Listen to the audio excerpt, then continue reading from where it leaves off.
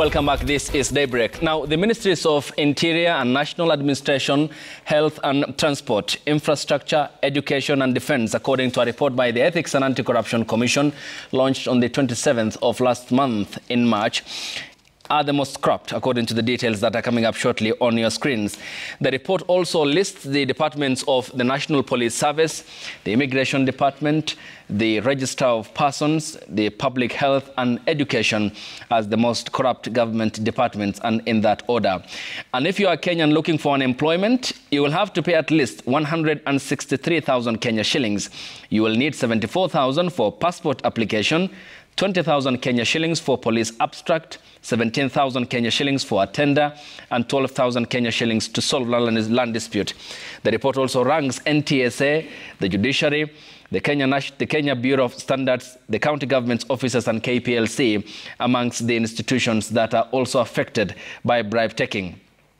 The report, launched on the 27th of March, ranks the ministries of ICT, Tourism, Environment and Petroleum and Mining and Industrialization as the least corrupt. Concerns over corruption have also been expressed by the American government, with Washington's trade representative saying that corruption remains a substantial barrier to doing business in Kenya. The United States government continues to report challenges competing against foreign firms that are willing to ignore legal standards or engage in bribery and other forms of corruption. That's according to the U.S. Trade Representative Catherine Tai, who had expressed her concerns about what Kenyans equally are concerned about. Let's begin on that note, ladies and gentlemen, as earlier introduced. I first begin with you, Dr. Alphonse Kanga. Looking at the cost of corruption in Kenya, we'll talk about our dark past in the prosecution of corruption, what the EACC is doing, the roadmap the Commission has, and some of the challenges it says it will have to navigate. Nonetheless, it seems that this problem is deep-rooted and appears to have a societal phase in its outlook. I agree with you. Corruption is simply human sickness. Corruption is simply use of entrusted power for selfish reasons. And corruption comes down to leadership. Why leadership? If you read the good book I read, man was created and given dominion. Mm-hmm. He was given power to rule. And when you are, leadership is simply opportunity to serve. When you move from opportunity to serve to serving yourself, then it boils down to sickness. And that sickness is deep-rooted in your heart. And until there is a system that redo that, reorganize that, it's a deep-rooted thing. And especially in this part of the world where we live, where sometimes we are struggling with the resources. And so what's the cure? The cure is to go back to software. Yeah. As somebody has just said a few minutes ago, go back to software and find out what's really happening with us. Where did we begin? Where did it start raining? And so how do we get out of this? So is it a sickness? Yes, it's a humanity sickness to all of us. It has permeated in different perspectives of our lives. So the only way to deal with it is to have a systematic draft or a structured way that can structure your thought line, can structure your operation. And that thing must be systematic and perpetual, continuous kind of a thing that structures, to get out of what you have been taught to operate in. A manual, a procedure must be in a society that will structure all of our mindset, despite the spirituality, which can also be used as a reason for irresponsible behavior. Despite the spirituality from our good books, there has to be some manual that all of us can operate in and make sure that we don't run away from it. We operate within that structure for the betterment of the society. Okay. Dr. Alphonse, you use the term we, and which is plural. It then means that we are many. But who then leads that process? Who steers that process of us getting from the depths of despair that we are in? I've just begun by saying, in the good book that I read, it started from Genesis 1:26. And God created man and commanded man to lead. He told him, have dominion. So it begins from leadership. Leadership is everything. Leadership in your family, leadership in the community, leadership on the national level, leadership. So long as if you lead on the family, the buck stops on you. If you lead in the county, the buck stops on you. Okay. If you lead on the national level, the buck stops on you.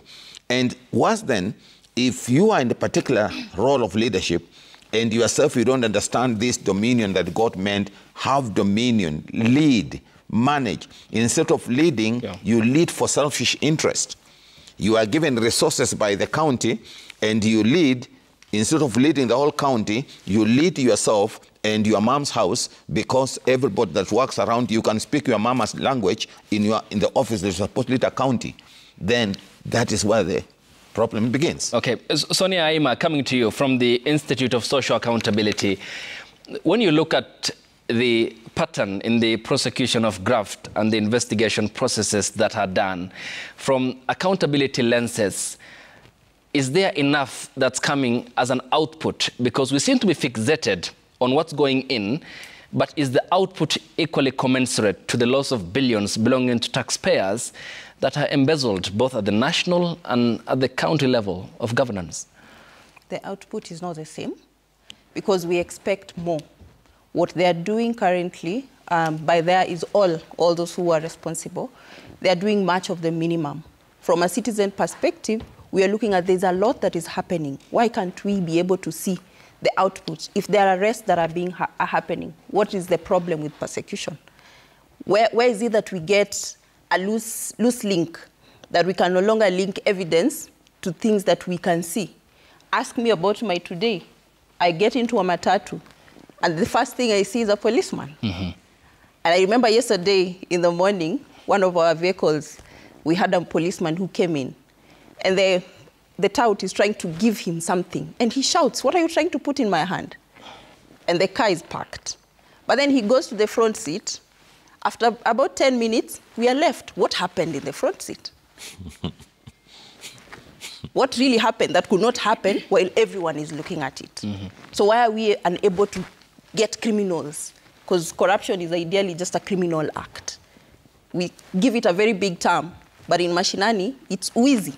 Just stealing money that is meant to benefit me and the rest of us. Okay. I'll come to you, Faith. Senator Richard Onyonka, you sit in a very instrumental committee at the Senate, the Public Accounts Committee. And we are here again to discuss what's painfully obvious. In the end, it leads to the siphoning of public resources from public coffers. And by extension, how is this then a threat to our national security as a country? Thank you. But I want to ask you to just give me a small amount of space. Because yes, I'm please. the Kisii senator, and you notice there's the issue of Simba Arati's. Yes, please proceed. Please allow me to say something about it so that I don't look like I am being insensitive. Like it's happened before, I always say that if anybody has a claim, legal or otherwise, against an individual, leave alone a person who is a governor for that matter, or even me as a senator, I would hope and wish that instead of state organs being used to either look like they're intimidating or unilaterally making decisions where they're violating my rights. In that case, if I was a senator, and in this case I'm talking about Governor Arati, I think the government should, if need be, if Arati has committed any crimes and if he needs to be held accountable, which is what all of us would wish for if you've broken the law, then I would want the government to go out there and just get an arrest warrant and go and ask him to appear in court. If they're going to charge him for any crime that he has broken, they charge him.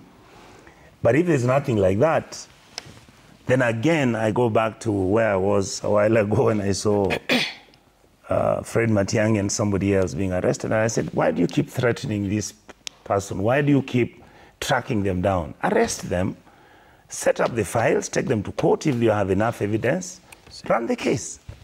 That is what I would wish they did with Arati. But this cat and mouse game, which maybe could be political or not, because there are so many issues coming out. Yes. I hope that somebody who is intelligent enough will be able to deal with this so that the people of Kisii County don't interpret it to be political witch hunting, because Arati is in the opposition just like me, and sometimes there's no need for that. Okay. All right. Ayub, this topic is, according to me, the next phase of President William Ruto's journey politically. What is going to make Ruto great or just another ordinary African leader is his capacity to sit down with people of good faith so that he can come up with a structured, constitutional, legally binding, sort of like what Daktari said. Yes. We must have a manual in our country that is going to give us what we do and what we don't in terms of public management and even our private management. And the reason for that is the fact that we are moving in towards a direction where Kenya is most probably going to become a middle-class economy, and we want a country that is going to move on to the next level. We can never move out of the level we are in, where we are just with the local stuff, hapa chini, takataka mingi. We can never change our country unless we deliberately face head-on the issue of corruption. It must be. I just listened to Dr. Alphonse speak, and I said, you didn't have to have called me. He finished what I wanted. I'm going to say, we must change our structure of governance. We must change the structure of managing public services, managing our public resources. We must put guardrails, which one, act as deterrence, and two, these guardrails are supposed to show people whether they are going to be good Kenyans who are fair, reasonable, just, hardworking, and are people who want to change their position in society without taking advantage of anything or anybody. Right now, the way we are running our affairs in this country is that the winner takes it all, number one, and if you can beat the system, beat it more. But once you beat the system, what you are actually doing is that you are taking the resources which are supposed to go and benefit our most vulnerable. Yes. And then you are playing deals with these resources, and then you are disenfranchising these poor people. And my conviction and belief is that that is why we don't have anything happening about our unemployment. That is why we have no medicines in our hospitals. That is why we are having accidents on the highways. That is why our exams are going to start becoming unacceptable internationally, because we are faking the results. You see, Kenya has held internationally such a high standard globally. The United Nations, ECOWAS, you go to SADC, you come to East African Community. Kenya was always the trailblazer. Why? We were minimally corrupt. We were always hardworking. Our grades were justifiable. You could listen to a Kenyan who's speaking at international forum and you say, hey, wewe jamaa ameongea bwana. These days, you don't even know who got a degree from where. Okay. You don't know whether that degree is actually legitimate or not. All right. You might even find some parents are getting bribes, which they then use to bribe for the children to do exams in medical schools. And God forbid one of these parents one day is in the hospital and is the son operating him and he knows nothing. All right, largely painting a picture of the consequences of corruption. And we'll talk more about... So as a result, that is now how that issue of corruption becomes a national security issue. Okay. Even your own security teams, given that we are fighting with groups like Al-Shabaab, given that you are dealing with people who are flying aeroplanes, our pilots, if we are not careful, you are going to get kids who have got certificates to be captains flying an aeroplane, and the damn guy does not know what conversion is. Okay. And he's got 200 passengers in the plane. That's the resultant outcome of the topic that we're talking about. And to also mention that you sit in a very instrumental committee, and we'll talk more about the appalling submissions that are made by those who lead our counties, because the house where you sit in is the guardrail of our devolution. We'll come to that, Senator. Let me say this as you are going off here. If Kenyans actually sat and see what we have from the Auditor General on some of these county governments and the amount of money being stolen, they would actually go and ban some of the offices where these people work. Thank you. Faith, coming to you as the Assistant Director, Assets Recovery. If there is a focus on the Ethics and Anti-Corruption Commission, then one department of the commission where Kenyans would focus on with lesser-like attention is the one that you are the assistant director where you serve in, which is the asset recovery. Tell us about, one, the roadmap in the recovery of what was stolen from Kenyans, and second, quantify for us and the Kenyan people watching this broadcast what you have so far been able to recover from those who stole from the Kenyan people. Yeah. Thank you so much, Ayub, for this opportunity.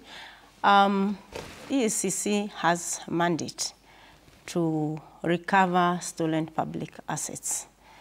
And the strategy that EACC uses is three-pronged. First, we find that public land has been stolen from hospitals, police stations. So we go after recovery of public land. And as recent as the day before yesterday, we recovered land worth 100 million in Nakuru that was meant for a public institution. Secondly, we look at the embezzled funds from various ministries and also county government. That is county government and also the national government. And embezzled funds come in form of salaries, maybe double payment of salaries. You'll find there are ghost workers who have been paid, and of recent, I think is yesterday, where a number of officials from National Museums of Kenya were arraigned in court for purposes of, because they had 110 ghost workers between 2015 and 2022. But prior to prosecution, actually we have an ongoing cases for recovery of the said money that was lost in NMK, National Museums of Kenya, about 491 million shillings. That's 500 million. It's already ongoing, even prior to the arrest and prosecution. You know, the law allows us to have concurrent prosecution, criminal prosecution, and also the civil process for recovery of assets. Thirdly, we also go for unexplained wealth, recovery of properties or assets from public officers which are disproportionate to their known legitimate sources of income. So that is undertaken through what we call lifestyle audit, where we see what this officer owns and what from their various businesses or the position they have held, how much they earned. So that is the approach or the roadmap that the Commission is using in order to go after these officials. And it acts as a deterrent because it has no timelines. It's not under the Law of Limitations of Actions Act. Once a public officer leaves the office, we can still go after them. It's not limited to the time that a public or a state officer is in office. So that is the roadmap. Now on recovery, EACC has recovered over 26 billion Kenya shillings. So from what period to what period? From 2018. Yes. Yeah. It's a recovered 25 billion Kenya shillings from in various forms. One, it could be embezzled funds. One, it could be recoveries for through unexplained wealth, or it could be public land which has been stolen, which is reserved for a public institution or public use. So, recovery is one of the ways to fight corruption. Asset recovery is one of the ways, in addition to prosecution or putting people on the dock for criminal charges so that they can also be penalized from that end. Yeah, and we'll talk more about also the criminal justice system players and some of the major rulings that were made by Justices Professor Nixon Sifuna and Eunice Nyutu, who presided over the case of Aror Kimore Dam scandal and who had pointed out the prosecution as being part of the failure. You had a point, please? No. Yeah. So, Dr. Alphonse, coming to you. I'm looking at the report by the Ethics and Anti-Corruption Commission, which was launched some 3 weeks ago. You look at health services across the counties, for example, was highlighted as the most corruption-prone at a rate of 39.1%. County transport and trade development at 11.9%, and regulation sections at 10%. It appears that even for the access of services, which is ought to be a right for the Kenyan people, you have to part with some money. I mean, we're looking at a crisis of full-blown proportion that may in turn affect the entire system of governance in our country. That's true, Ayub. You know, these things is rooted into our systems until it has been given names. When we baptized, when something is rooted, it's given names like chai. It's given names like facilitation. It is given names like washing hands. It's given names like eating. You know, those names are meant to make it comfortable, look as if nothing is happening, to make you just hang in. And that tells you how rooted it is. And that's why I'm saying, for we to redo that, there must be a systematic, skillfully drafted, that can form a long-lasting what? A long-lasting systems that will be able to deter people from doing this kind of a thing. So these people, my neighbor here, and their system, they need to come up with systematic, skillfully drafted manuals so that we can all look at it and pick it up and work with it. Otherwise, what they are doing right now, how long has it been done? Has it been like that? Or something went around somewhere? All of us, what we are doing, yes, we say they recovered yesterday. Yes. Who took it? How did it end up where they are? Was there a manual that was followed? And now from onwards, the next generation, will they follow the same manual? So what's going to happen? Is it going to be a problem? Yes, it's a problem. Why is it a problem? Until we turn around our lives to God, until we just go back to God into our inner being, change of attitude, until we change our attitude, until we change our mindset, it is a rooted problem. Until we go back to our syllabus and redraft, until we change our software, this thing is a monster within the community. Okay. We'll also take a look at some of the areas that the Ethics and Anti-Corruption Commission Senator, ladies and gentlemen, had also cited as the peddling back on some of the efforts that are made in the fight against graft in the country, and we'll be expounding more on that. We still have Senator, we still have good time to discuss that.